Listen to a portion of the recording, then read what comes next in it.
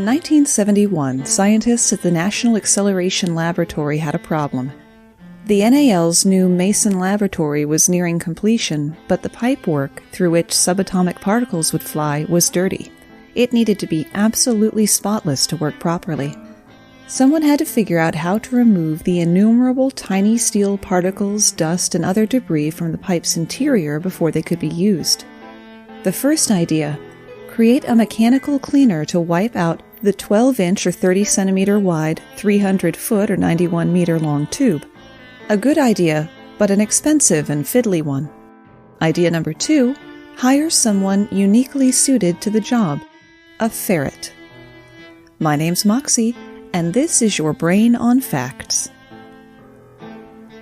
Animals have been our companions for tens of thousands of years and have been doing jobs for us pretty much the whole time. Some jobs are obvious, like sniffer dogs and mouser cats, so they won't be on today's list.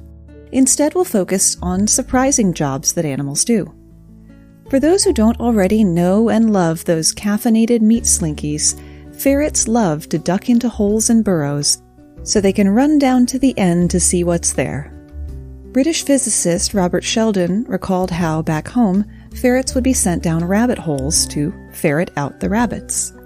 The team agreed to give the less expensive, more cuddly option a try, so the NAL purchased Felicia, a small 15-inch or 38-centimeter ferret, for about $35. Employees taught Felicia to scurry down the piping while fitted with a special collar and string. As Felicia ran through the pipe, she pulled the string with her. When she emerged at the other end, workers fastened a tight-fitting swab soaked in cleaning fluid to the end of the string and then pulled it back through the pipe to clean it. Sadly, Felicia was eventually made redundant with a mechanical ferret. When James Jumper Wild worked for the Cape Town Port Authority Railway Service, he developed a habit of leaping from one railway car to the other, even when the trains were moving, as you do. One day in 1877, he misjudged his jump and fell under a moving train. Jumper survived, though the train had severed both of his legs at the knee. Devastated but not defeated, he made himself 2 new legs out of wooden pegs and took up a job at the Uitenhage station. He even constructed a wooden trolley to help him get around, but despite these additions, was still having trouble. That's when Jack appeared. Jumper met Jack at the local market where he was leading an ox wagon. Jumper was impressed with Jack's intelligence and decided to hire him as his new assistant. Eventually, Jack learned how to push Jumper to work in his wagon, switch the train signals, and even hand the conductors their keys. He quickly became an invaluable asset to Jumper's work. Jack's greatest claim to fame? He was a baboon. Jumper taught Jack how to use the train signals by holding up 1 or 2 fingers and pulling the corresponding levers. Jack also picked up things through watching Jumper, such as delivering the conductor's keys. As a train pulled into the station, it would set off 4 blasts of its whistle, signaling the conductor's need for a key. As soon as he heard the whistles, Jumper would grab the keys and hobble over to the conductor. Jack picked up on this, and after just a few days, started doing it on his own. Eventually, Jack could operate the railway signals on his own while under supervision from Jumper. He even became something of a local celebrity, and people would come from far around Cape Town to watch the baboon operate the switches. However, the idea of a baboon running the trains was understandably worrisome to some people, and one concerned citizen alerted the train authorities. Apparently, while many people at the management office knew that Jumper had hired an assistant, the fact that he had hired a monkey had slipped through the cracks. A railroad manager was immediately dispatched to the station to fire the duo, but when he arrived, Jumper pleaded for their jobs, offering for the manager to test Jack's skills.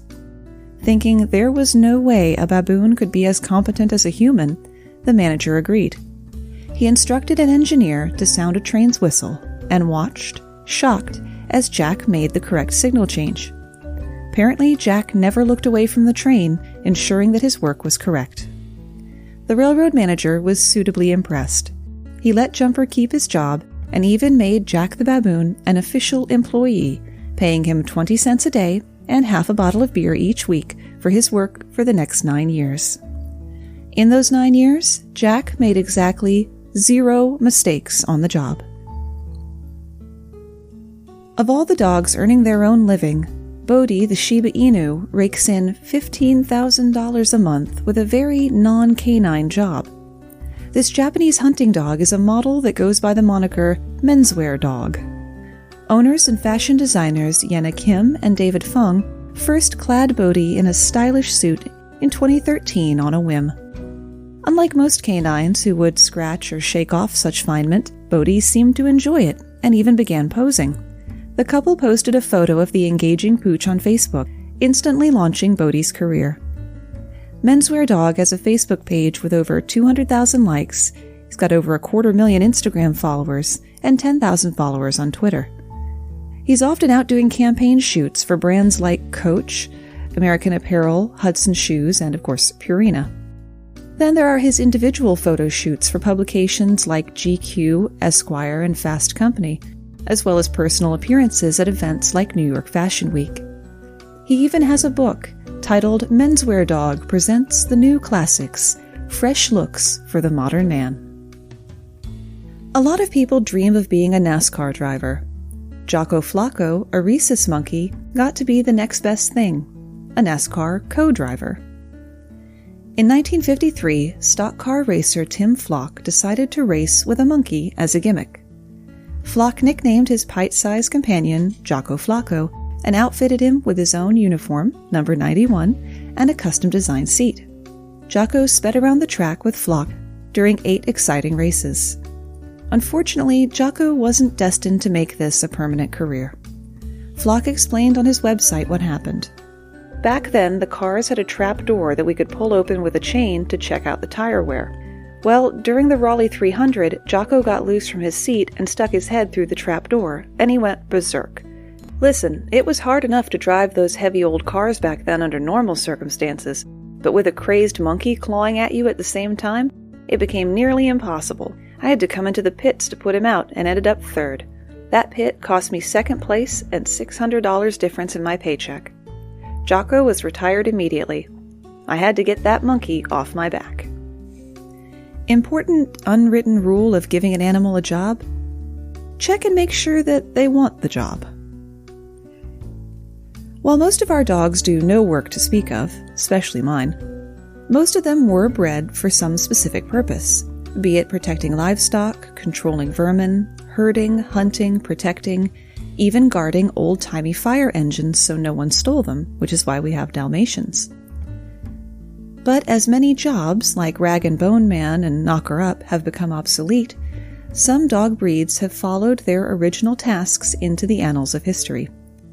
Such was the fate of the turnspit dog.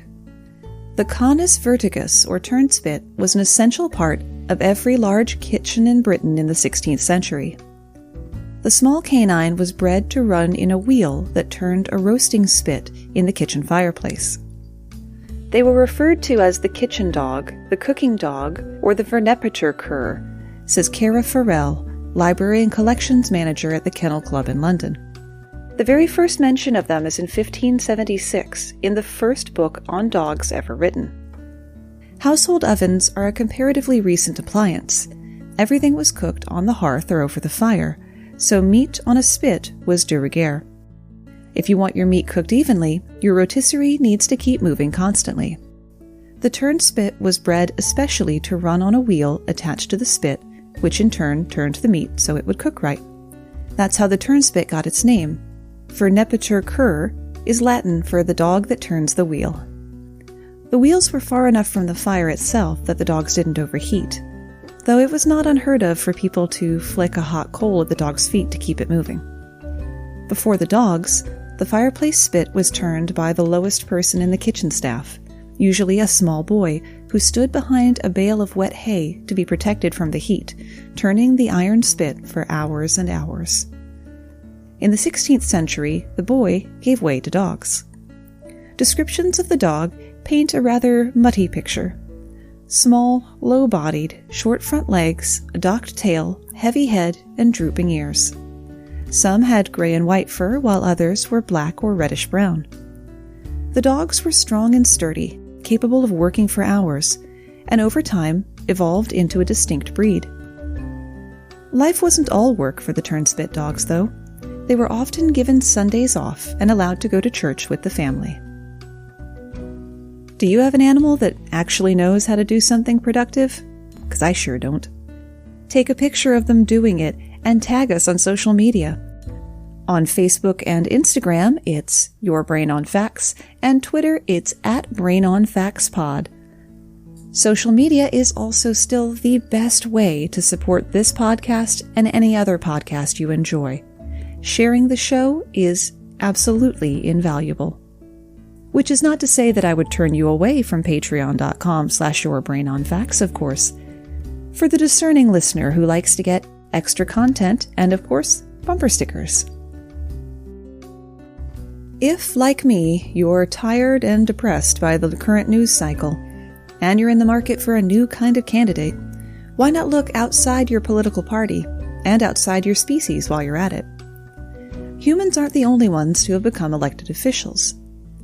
In Sonal, California, a town of 828 residents just north of San Jose, 2 residents signed up in 1981 to run for the position of honorary mayor, which would allow them to represent Sonal's interests in the Alameda County meetings. As the elections drew near, the race grew bitter. Partly in jest, resident Brad Lieber said that his black Labrador, Bosco, could win the election if Bosco's name was on the ballot. People took Lieber's words to heart, and since most of them knew and liked Bosco, they wrote his name in. Running as a Republican, Bosco won the election in a landslide, resulting in international news coverage. The China People's Daily cited the election as proof of the failure of American democracy. They clearly hadn't met Bosco. For the next 13 years, Mayor Bosco wandered the town during the day, stopping in the tavern for some food. When ill health caused him to be put down in 1994, the locals did not forget their unique elected official. They erected a bronze statue of the former mayor in front of the post office in 2008, where it still stands today, and a pub named in his honor opened the following year. Bosco has a lot of company.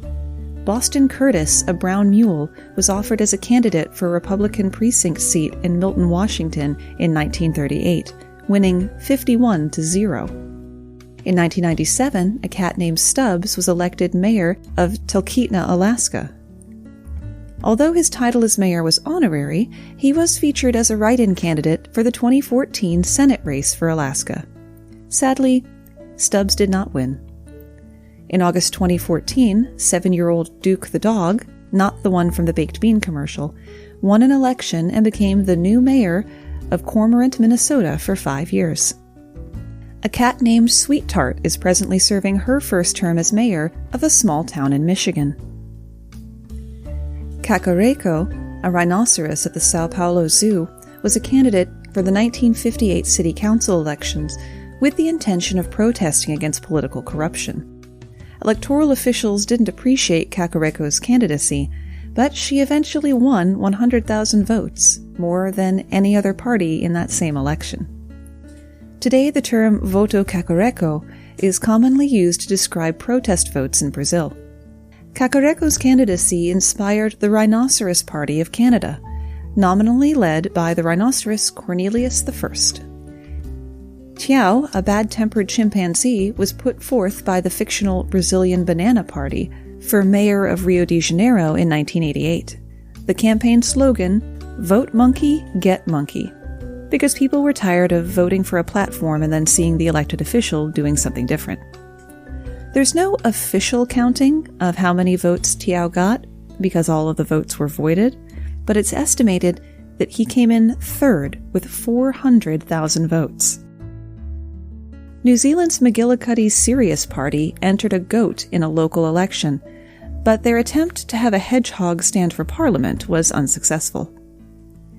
Kathmandu, a political cat, served as joint leader of Britain's official monster raving loony party from 1999 to 2002, along with his owner Howling Lord Hope.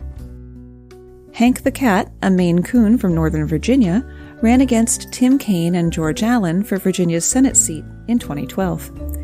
He earned third place with nearly 7,000 votes. which is honestly far from the worst news story to come out of my home state recently.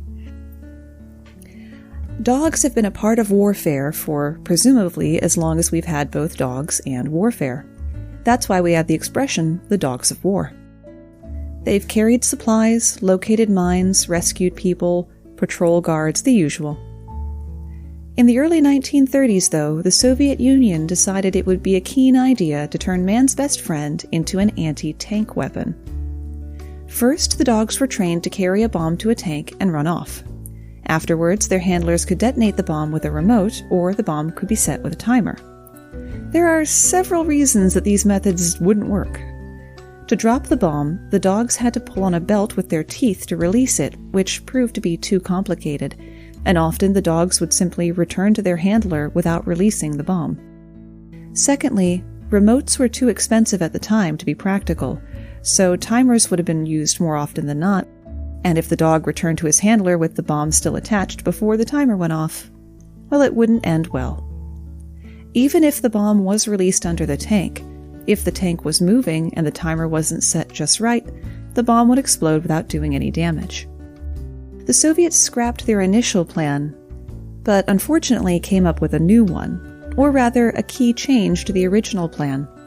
The dogs wouldn't drop the bombs before they detonated. As if involuntary kamikaze dogs weren't bad enough, the training involved starving the dogs and placing food under the tanks to train them to run toward and under tanks. Things didn't go as well in the field as they did in the training schools. In battle, many of the dogs refused to dive under the tanks while they were being shot at, which hadn't happened in training. Food can only motivate an animal so much. I could put a pack of Hebrew National hot dogs next to my vacuum cleaner and my big dog still won't go near it, and a vacuum cleaner is somewhat less noisy than a tank. The dogs that didn't flee were sometimes shot and recovered by the Germans in hopes of examining the bomb to potentially copy it themselves. The trouble was that the Soviet bombs were less advanced than what the Germans were already using. A much larger problem, though, was that the dogs were trained with Soviet tanks, not German ones. Soviet and German tanks used different types of fuel, so some dogs followed that distinct scent to the tanks of their side instead of the enemy.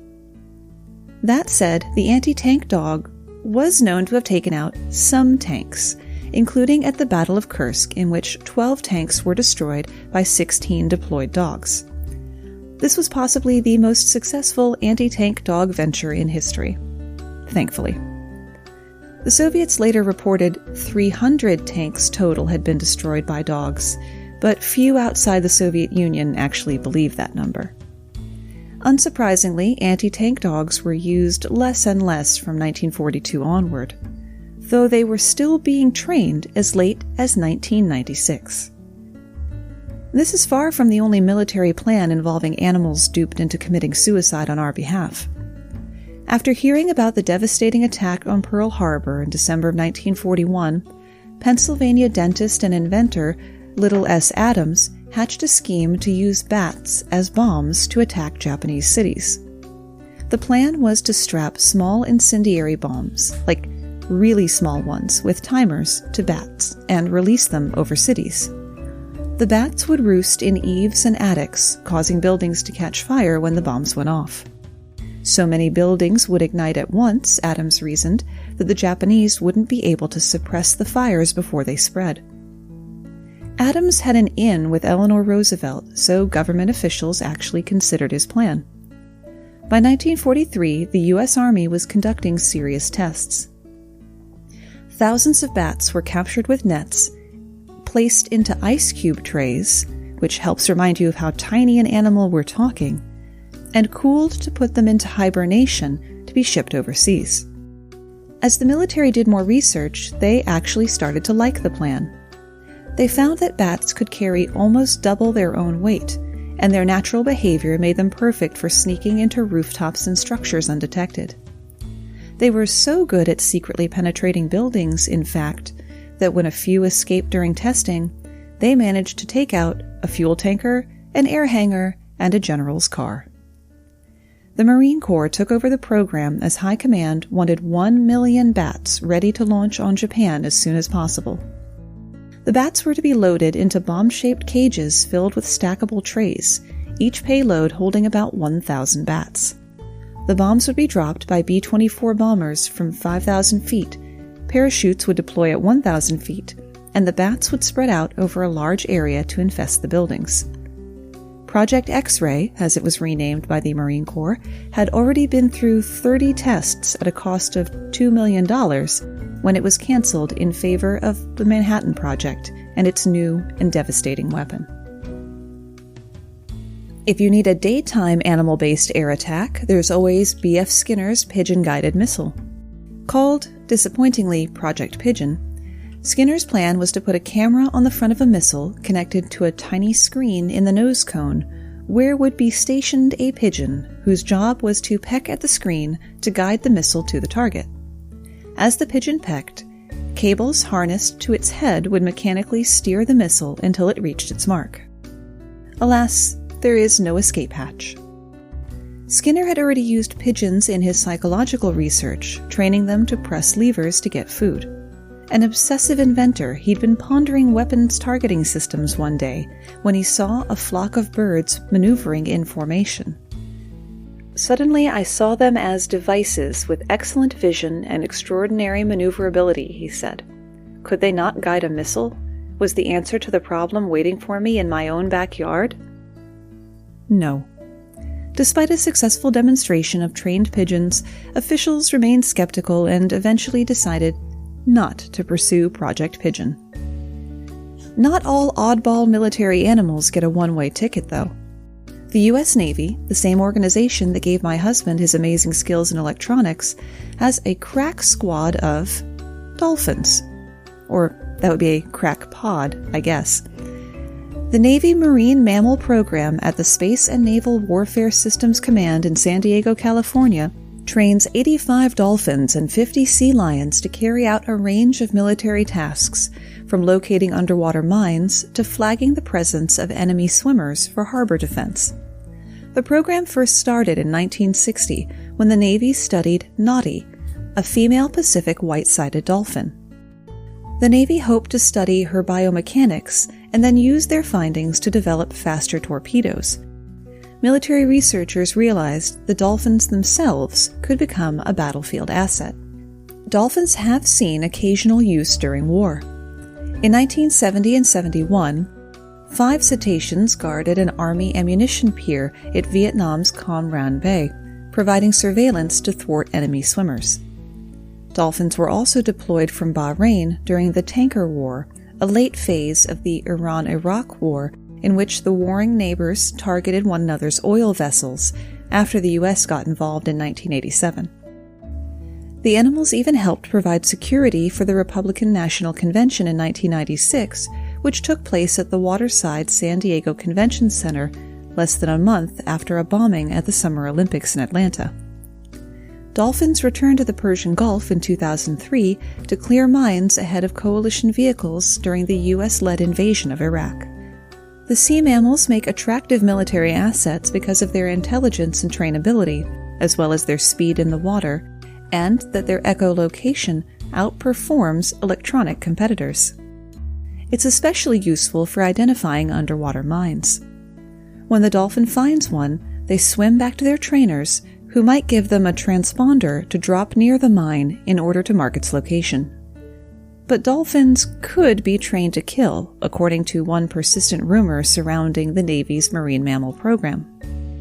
In his memoir on life as a Navy SEAL, Brandon Webb writes about a training exercise in San Diego to evade enemy military dolphins. Trainers used the mammals to track down enemy divers, outfitting them with a device strapped onto the head that contained a simulated compressed gas needle. Once the dolphins had tracked you down, they butt you. The needle shoots out and pokes you, creating an embolism. An air or gas bubble injected into a vein or artery can quickly travel into the organs, which can be lethal. Webb sums it up as, "Within moments, you're dead." The official program's FAQ page emphatically denies ever training dolphins, quote, to harm or injure humans in any fashion or to carry weapons to destroy ships. And that's where we run out of ideas, at least for today. One more critter career before we go. In New Delhi, India in 2001, rhesus monkeys, who are often wild in the street, began stealing things from government buildings and destroying equipment. So the Indian government opted to simply employ bigger monkeys to guard their facilities. They theorized that the large langur monkeys would frighten away the smaller rhesus, forcing them to move into other areas away from the civil service buildings. Paid in bananas, the langur employees proved their worth by running off the rhesus every time. Thanks for spending part of your day with me.